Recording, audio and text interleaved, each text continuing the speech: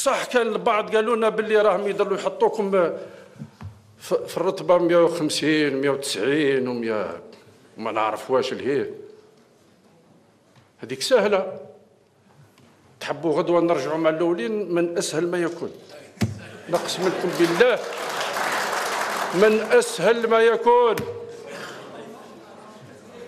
جيب فلوس، جيب لوبي، شري لوبيات، هبط تنحي ال 91 لا ال 51 امحيها، نحي حق الشفعه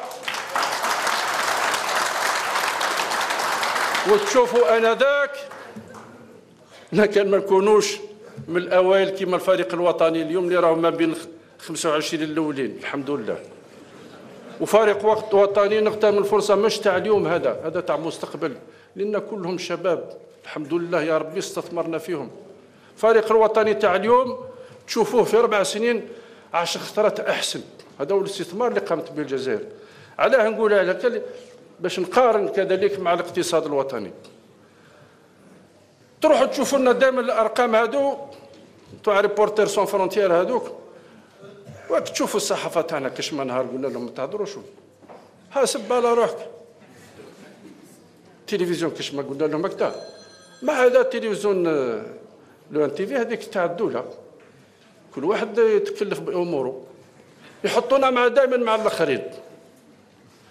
نهار صافي 15 يوم الاتحاد الاوروبي، وما اصعب من الاتحاد الاوروبي، قام بصبر الاراء، شفتوه كل في انترنت، وصنفنا احسن دوله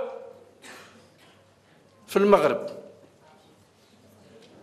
احسن في المعيشه، في التطور الاقتصادي، احسن من دول الجوار.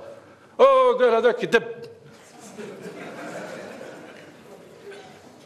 هذا هو المشكل اخواتي اخواني. لابد واحد يكون دائما، هذه سياسه الاحباط هذه اللي راهي تهلك فينا.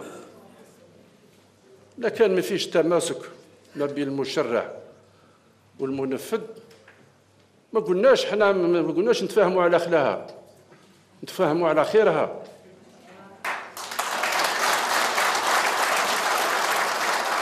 أنا جد مسرور لما نشوف أحزاب الأغلبية